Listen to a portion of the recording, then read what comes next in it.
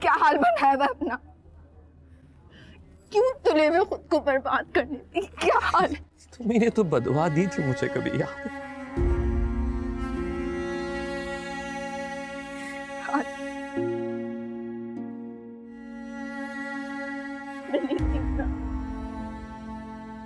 सारी दुआएं मैं वापस लेती हूँ समीर, और मैं मेहनत कर रही हूँ।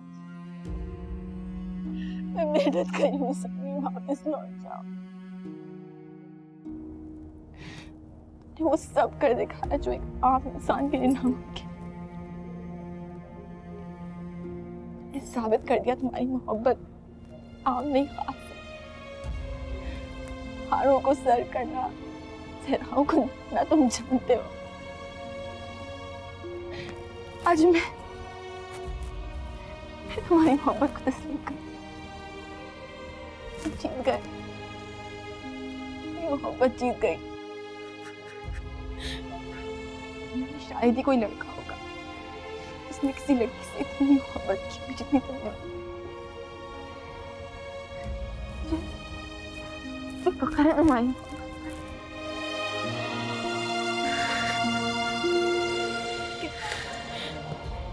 ये मोहब्बत मेरे नसीब में अब नहीं है। अपनी जिंदगी का इख्तियार किसी और के हाथ में दे दिया गया है। मुझसे वादा करना होगा कि तुम मेरी बात मानोगे।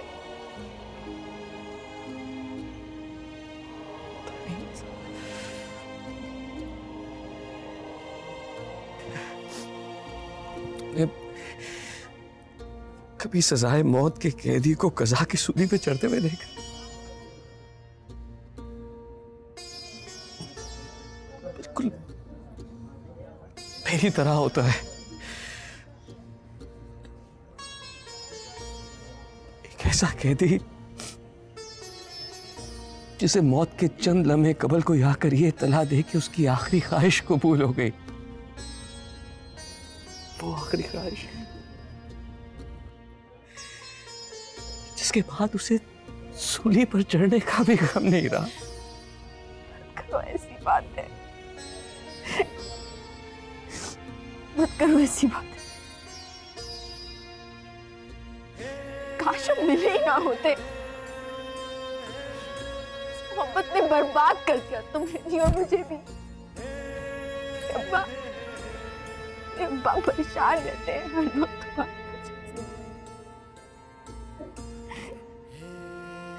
तुम्हें अपना वादा पूरा करना होगा। तुम्हें अपना वादा पूरा करना होगा। ऐसे भी तुम्हारी मोहब्बत के सामने हथियार डाल दो। मैंने डाल दिए हथियार।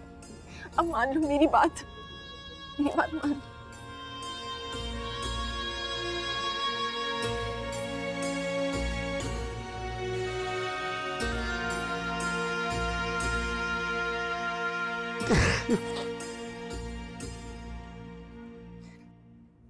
अच्छी दुश्मन हो तुम।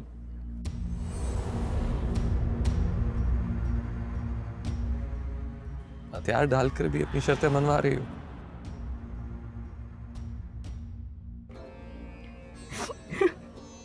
क्यों? दुश्मनी के भी तो कुछ भरम होते हैं। समीर पर पानी बहुत भरम, बहुत भरोसा।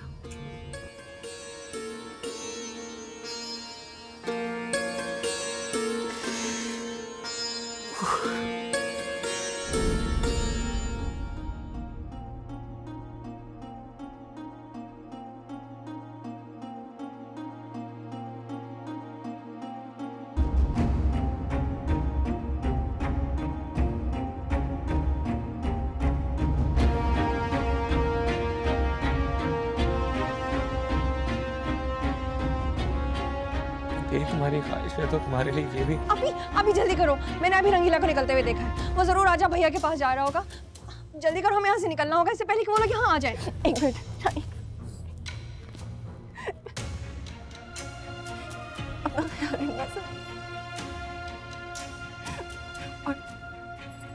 और हमेशा याद रखना, समीर एक शहजादा किसी के सामने मोहब्बत की भीख नहीं मांगनी पड़ेगी क्योंकि वो दिल जीतना जानते हैं। हमारी आखिरी मुलाकात, वादा पूरा करना।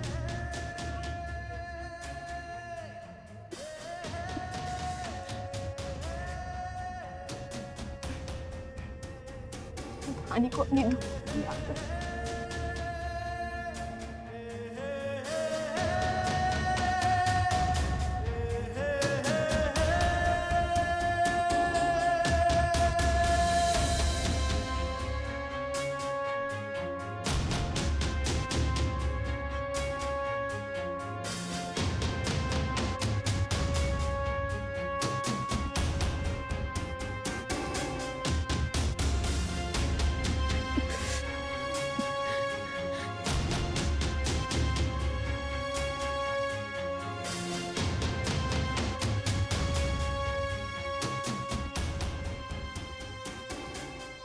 खुदा हाफिज़। अभी जल्दी करो, अभी जल्दी करो।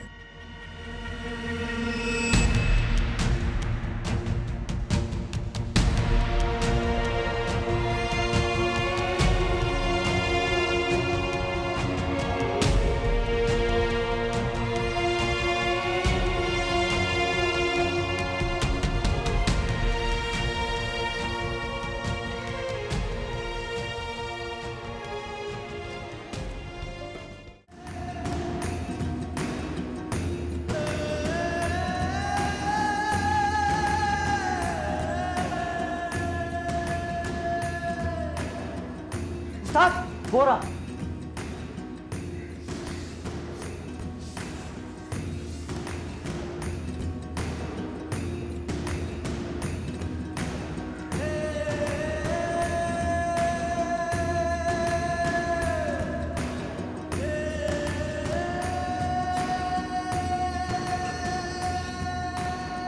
तो तू ऐसे नहीं मानेगा। चल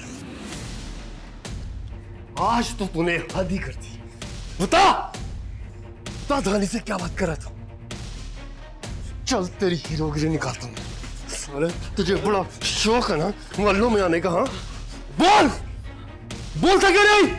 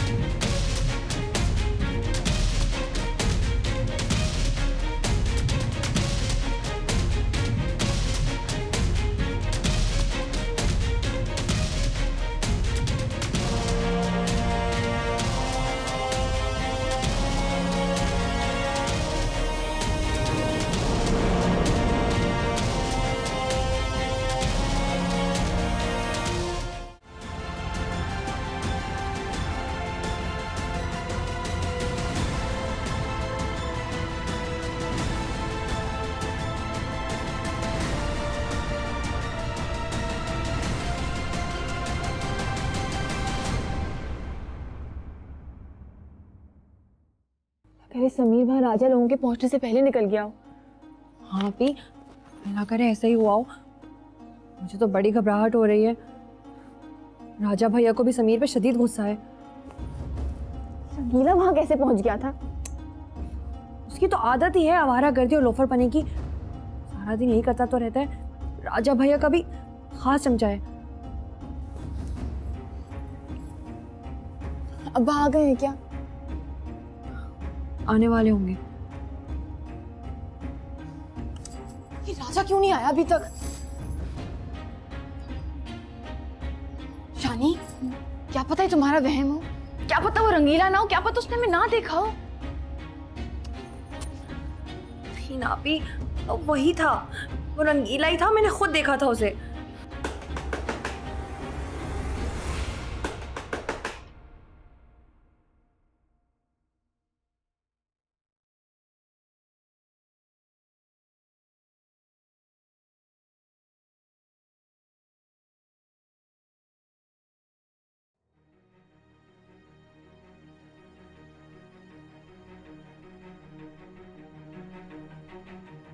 डॉक्टर साहब, अपना समीर बाबू कहाँ है? और जिसको अभी लेके आए हैं। जो लड़का अभी जख्मी होके आया है वो इमरजेंसी में है, आप लोग यहीं बैठे। डॉक्टर साहब वो ठीक तो है ना? वो कोई मसला तो नहीं है? आप लोग दुआ करें, अभी कुछ कहा नहीं जा सकता। देखा आपने पहलवान जी, देखा उन्होंने मेरे छोटे साहब को मार देना था। वो तो बेचारा पहले ही मुर्दा है, अपना मुर्दा जिस्म लेकर फिर रहा है, उसको मारने की क्या जरूरत थी? ना बाबू ने आज ना ऐसी बातें नहीं करते। अभी देखना डॉक्टर साहब आएंगे और आगे कहेंगे सब ठीक है। वो समझते क्या है अपने आप को? क्या समझते हैं अपने आप को? वो चार मिलकर मारते हैं। क्या मतलब है कि छोटे साहब के अंदर इतनी ताकत नहीं है कि उनको मार सके? वो मार सकते हैं उनको, बस वो किसी की वजह से नहीं मार रहे। ये समझते क्या है अपने आप को? लफंगे, ये लानती लोग, थड़े के गंदे लोग, ये क्या समझते हैं अपने आप को? ये वक्त इन बातों का नहीं है। इस वक्त समीर बाबू को हमारी दुआओं की जरूरत है। अब मेरे पास बैठो। आजा आजा, बैठो मेरे पास। बैठिए आप बैठो।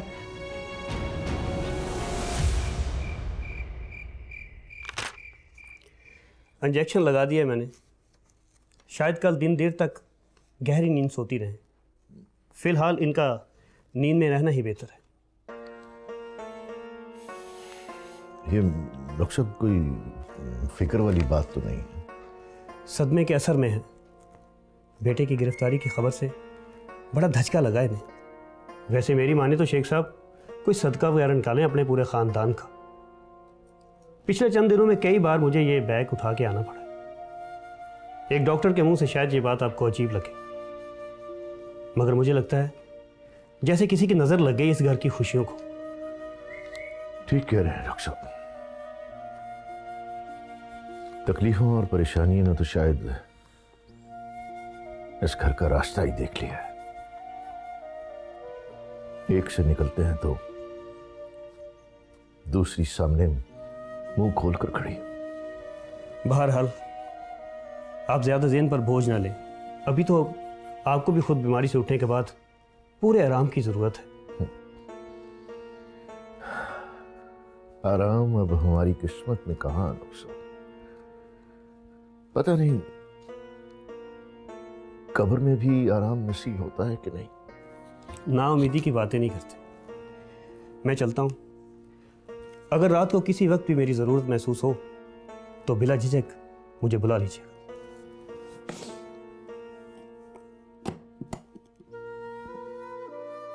चलें डॉक्टर साहब, मैं आपको बाहर तक छोड़ के आता हूँ। बेटा तुम दोनों यहीं आपा के पास रहना, इन्हें अकेला नहीं छोड़ना।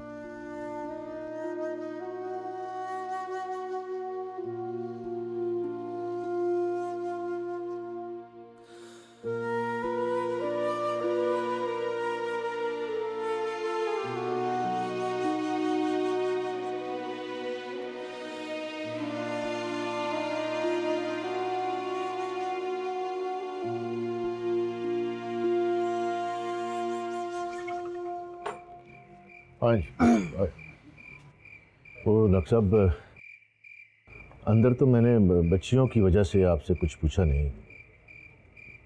क्या हाल है आपा का? तबीयत कैसी है? ठीक तो हो जाएंगी ना? वो कोई परेशानी वाली बात तो नहीं? इंशाल्लाह खैर होगी। सुबह तक सोती रही तो बेहतर हो जाएगा। खुद से उन्हें जगाने की कोशिश ना करें, चाहे दवा का वक्त क्यों ना गुजरे। इस वक्त नींद उनके लिए दवा से कहीं बेहतर है। मेरी मेहरबानी। Okay, thank you. अल्लाह हाफिज।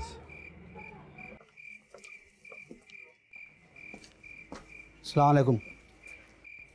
वालेकुम अस्सलाम। माफ़ करना शेख साहब, बेवक्त आपके घर में आना पड़ा। पहले भी आपके घर में पैगाम भिजवाया था। आपका भांजा और 3 कारीगर हमारी तवील में हैं। कुछ लिखत पढ़त के लिए आपको थाने आना पड़ेगा। इस वक्त नहीं थानेदार साहब, इस वक्त वो असल में घर में एक मरीज बिस्तर पे पड़ा है और मेरी 2 बच्चियां हैं। मैं सबको अकेला छोड़ के कहीं नहीं जा सकता इस वक्त। मैं आपकी मजबूरी समझ सकता हूँ, लेकिन मुलजिम की पैरवी के लिए किसी न किसी को तो थाने आना ही पड़ेगा। लड़कों ने जिसको मारा है वो शदीद घायल और बेहोश पड़ा है। इस हाल में बयान लेना मेरे लिए नामुमकिन है। मेरा या मेरे घर वालों का मुल्जिम राजा से कोई ताल्लुक नहीं है, ना ही उसके साथियों के साथ। आप अपनी कार्रवाई मुकम्मल करें। इस घर से कोई उनकी जमानत देने नहीं आएगा। ठीक है शेख साहब, जैसे आपकी मर्जी। देर से आपको तकलीफ दी, माफ़ी चाहती हूँ। चलो।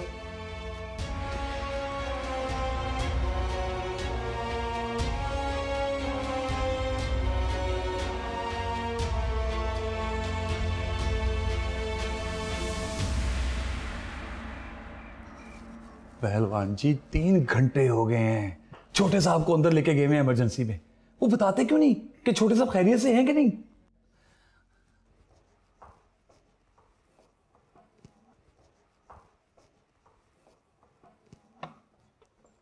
इस जख्मी लड़के के साथ कौन आया था यहाँ? क्या हुआ? सब खैर तो है ना? ब्लड की जरूरत है, जल्दी से अरेंज करें। जी जी, जितना ब्लड चाहिए मैं अरेंज करता हूँ। पहलवान जी आप यहाँ पे रुकिए, मैं ब्लड लेकर आता हूँ। हाँ।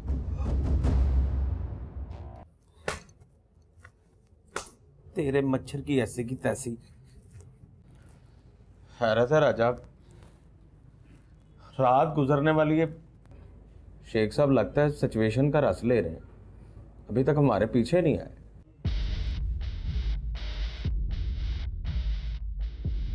अब कोई नहीं आएगा हमारे पीछे कामी।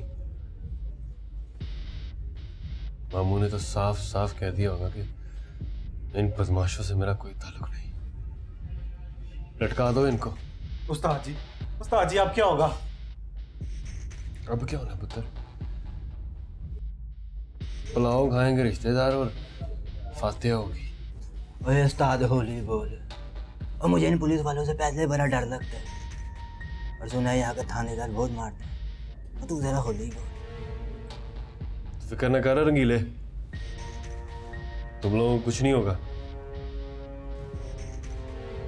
उसे मैंने मारा है और मैं बयान में कह दूंगा अपने के तुम लोगों का कोई कसूर नहीं है। तुम तो उसे मुझसे छुड़ा रहे थे। नहीं राजा, अब जो भी होगा सबके साथ होगा। हम तुझे अकेला छोड़ने वाले नहीं हैं यहाँ। ओ बल्ले उस्ताद बल्ले तेरे, और सदके जाऊं तेरी 5 फुटी मुझ पर। तुझे क्या लगता है हम कमीने हैं? ओए हम तुझे इस जेल में अकेला छड़ के जाएंगे? ओए उस्ताद तेरे साथ ही मरेंगे, तेरे साथ ही जिएंगे, और तू साडा राजा उस्ताद है। तुम लोग हो तो वैसे इतने ही कमीने हैं। देखते हैं पुत्र। नहीं उस्ताद, क्या बात कर दिया आपने? अब जिएंगे भी साथ और मरेंगे भी साथ। बस फिर मरने के लिए तैयार हो जाओ पुत्र, क्योंकि अब यहां से हमारी जान छूटने वाली नहीं है। रंगीले। हाँ। तूने वाकई धानी को देखा था उस अमीरजादे के साथ? हाँ उस्ताद, शानी बहन भी वहीं थी। उसने धानी का रास्ता रोक रखा था या इत्तेफाकन मुलाकात हुई थी? ले उस्ताद कैसी बात कर रहा है तू? मुझे इतनी दूर से क्या नजर आएगा? बहुत दूर थी वो। तो फिर तूने देखा क्या था? उस्ताद हमेशा मारता रहता है। उस्ताद यार एक बात है सोचने वाली, यार ना तो उसने हम पे हाथ उठाया और ना ही आगे लग के दौड़ लगाई है। यार बचने के लिए कोई भी मजामत नहीं की। और मुझे तो लगता है वो मरने की ख्वाहिश किए बैठा था उस मजार पे। कब वक्त मारो। तुम हवलात में बैठकर भी मरने और मारने की बातें कर रहे हो। दुआ करो दुआ, वो लड़का जिंदा बच जाए, वरना तुम सूली पे लटकोगे। उसकी जिंदगी में तुम सबकी जिंदगी है। और साहब जी, जिंदगी अपनी अपनी होती है। यहाँ बैठ के बातें ना करें तो क्या शैम्पू करें? बोल राजा तू बोल।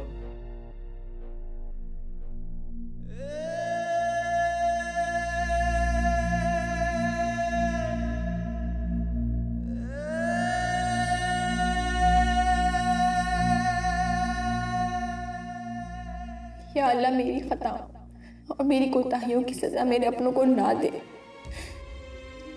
आज इस घर में जो भी हो रहा है सब मेरी वजह से हो रहा है।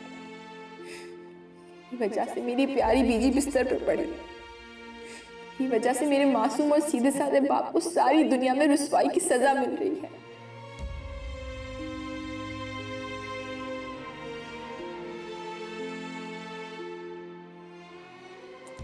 मेरी वजह से आज राजा जेल में कैद है और मेरी ही वजह से समीर जिंदगी और मौत की कशमकश में मुब्तला है।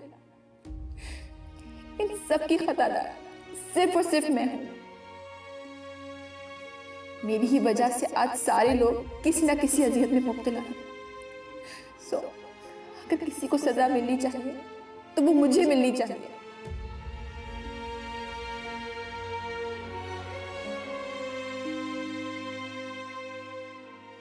हे अल्लाह, तू इन सब पर रहम कर। इन सबको इस हाल में पहुंचाने वाले को सजा अपना करम कर मेरे अल्लाह। तेरी गुनाहगार बंदी आज तेरे सामने इल्तिजा की भीख लिए बैठी है। रहम कर मेरे अल्लाह, रहम कर।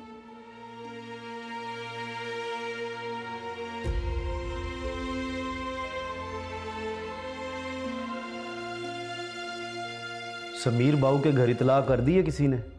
कल रात से किसी को किसी की खबर ही नहीं है काउंसलर साहब। मेरा तो मशवरा है कि लड़के के घर वालों को इतला कर देनी चाहिए। ऐसे ही कोई ऊंच नीच हो गई तो सारी जिंदगी का गिला ही रह जाता है। कोई ज़रूरत नहीं है, कोई ज़रूरत नहीं है उनको इत्ला करने की। अगर उनको छोटे साहब की ज़रा भी परवाह होती तो छोटे साहब इस हालत में ना होते। वो कभी भी खुश नहीं होंगे छोटे साहब को इस हालत में देखकर। लेकिन पहलवान जी, काउंसलर साहब ठीक कह रहे हैं, इस वक्त बड़ा नाजुक वक्त है। उनके घर से किसी को समीर के पास होना चाहिए। अरे पहलवान जी, डॉक्टर साहब, मेरे छोटे साहब की क्या हालत है? वो खैरियत से तो है ना? अब तुम्हारे छोटे साहब की हालत खतरे से बाहर है। थोड़ी देर तक हम उनको रूम में शिफ्ट कर देंगे। वैसे अब वो ठीक हैं, आप उधर ही मिल लीजिएगा।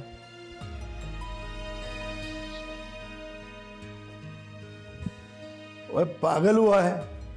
समीर बाबू को अल्लाह ने दूसरी जिंदगी दी है और तू रो रहा है। ओए अल्लाह ने करम कर दिया है। अल्लाह का बड़ा शुक्र है कि समीर बाबू की जान बच गई है। पता नहीं किसकी दुआएं रंग लाई हैं। मेरा दिल तो बहुत डरा हुआ था। अगर मेरे छोटे साहब को कुछ हो जाता ना तो मेरा कुदरत पर से यकीन उठ जाता। अरे पागल, ऐसी बातें नहीं करते। ये सब भी उसी के कर्म से हुआ है। बेशक उसी के कर्म से हुआ है ये सब।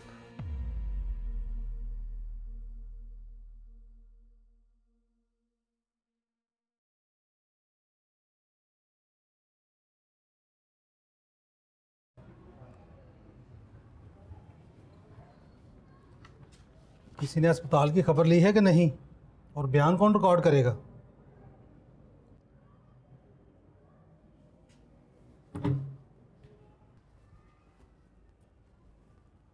शुक्र करो तुम चारों, वो लड़का तो बच गया।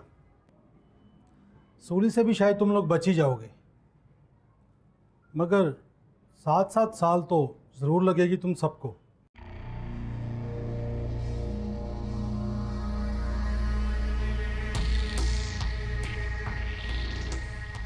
ऐसा पर्चा काटूंगा ना, दुनिया का कोई भी वकील तुम लोगों की जमानत नहीं करवा सकेगा। ना होने देना जमानत। लेकिन आपसे एक रिक्वेस्ट है थानेदार जी, उसे मारा भी मैंने। इन चारों का तो कोई कसूर ही नहीं। ये तो बेचारे झगड़ा छुड़ा रहे थे मेरा। इनको आप जाने दो। और बकवास ना करो। सारी आकड़ और सारी दोस्ती 4 दिन में निकाल दूंगा तुम सारों की। अभी तो तुमने रुस्तम खान का थाना देखा ही कहाँ है। जरा लड़के का बयान ले लूं, फिर देखना कैसे चमड़ी उधेड़ता हूं तुम सबकी। फटा आया रुस्तम खान, चमड़ी उधेड़ने वाला। सिचुएशन का रस ले रहा है, तू फिक्र ना कर।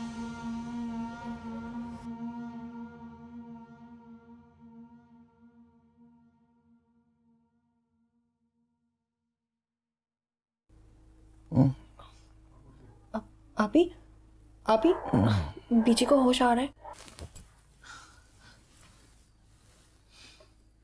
बीजी कितना सोएंगी, उठे ना।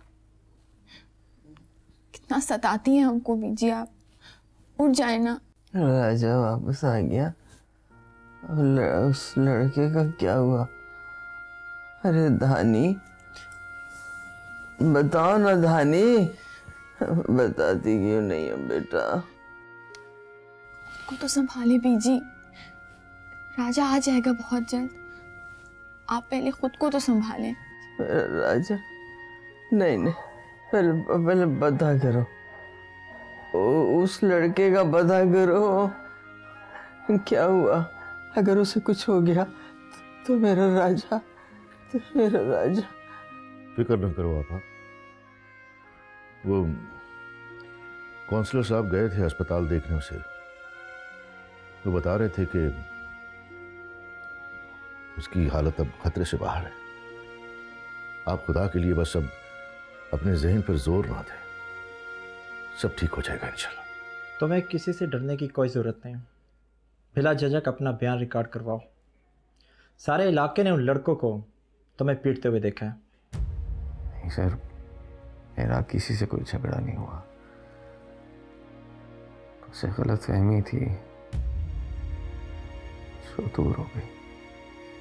क्या एक गलतफहमी की वजह से उन्होंने तुम्हें मौत की दहलीज तक पहुंचा दिया? देखो, मैं आपसे एक दफ़ा फिर कह रहा हूं कि अगर तुम्हें किसी से भी कोई खौफ है तो मुझे बताओ, मैं आपकी ज़मानत देता हूं। नहीं सर, मुझे किसी का खौफ नहीं है, वो सब मेरे दोस्त हैं। मैं किसी के खिलाफ पर्चा नहीं कटवाना चाहता। आपने यहाँ आने की जहमत की, उसके लिए मैं आपका शुक्रगुजार हूँ। मैं नहीं जानता कि आपकी क्या मजबूरी है, लेकिन अगर आपका यही ख्याल है तो यही सही। अगर तुम अपने ख्याल को बदल डालो तो मुझे ज़रूर फ़ोन करना, मैं ज़रूर आऊँगा आपका असल और सच्चा बयान लेने के लिए। फ़िलहाल मैं चलता हूँ।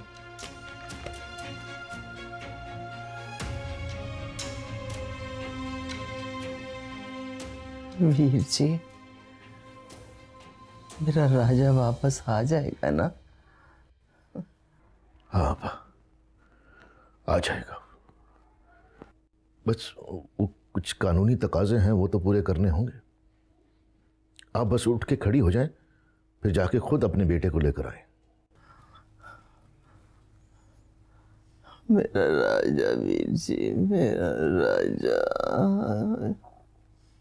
राजा।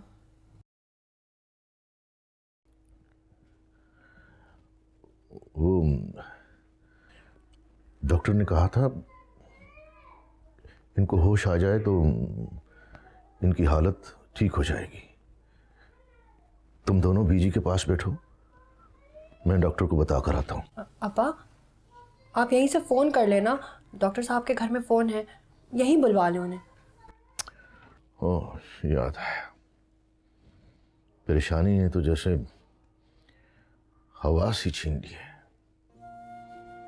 मैं फोन करता हूं डॉक्टर को, और आप अगर दोबारा राजा का पूछें तो कह देना कि शाम तक आ जाएगा।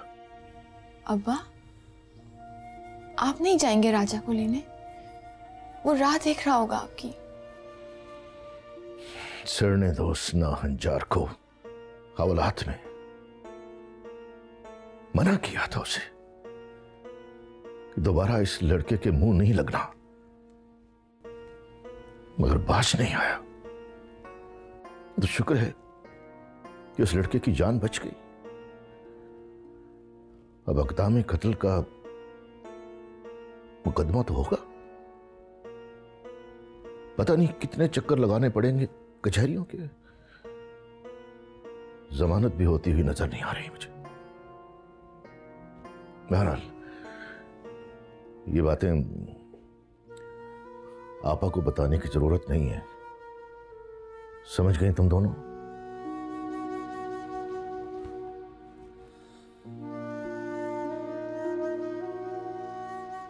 क्या समझ रहे हो समीर? तुम कुछ भी करते रहोगे और हम चुपचाप सहते रहेंगे? हालत देखो अपनी यार। पता है कितने लोग परेशान हैं तुम्हारी वजह से। और मैं आज तुमसे मिलने, तुम्हारी जिम्मेदारी करने नहीं आया हूं, मैं आज तुमसे लड़ने आया हूं। चलो तुम्हारी ये स्टेटमेंट मान लेता हूं मैं, क्योंकि इस हॉस्पिटल की नर्सेज इतनी खूबसूरत नहीं है, वरना तो तुम हॉस्पिटल इसीलिए जाते थे। मैं मजाक नहीं कर रहा हूं समीर। Look at you. अपनी तरफ से वो लोग तुम्हें बिल्कुल खत्म कर चुके थे। तुम तो नहीं हुआ ना, ये लोग भी अनाड़ी निकले। तुमने पुलिस को उनके बारे में क्यों नहीं बताया? क्यों नहीं रिपोर्ट दर्ज कराई पुलिस को? क्योंकि इन्हें महान बनने का बहुत शौक है। ये चाहते हैं हम सब इनकी अच्छाई बड़ाई की तारीफ करते करते मर जाएं। नहीं, मार दे हमें, ऐसे ही मार दे हमें। बोलो बोलो ना, तुम क्यों नहीं कटवाई एफआईआर उनके खिलाफ? शायद मैं बता सकूं कि समीर ने उनके खिलाफ एफआईआर क्यों नहीं कटवाई। प्लीज तुम लेटे रहो समीर, अभी तुम्हारे जख्मों के टांके जरूर कच्चे होंगे और कच्चे जख्मों का ख्याल काफी रखना पड़ता है। समीर रेहान।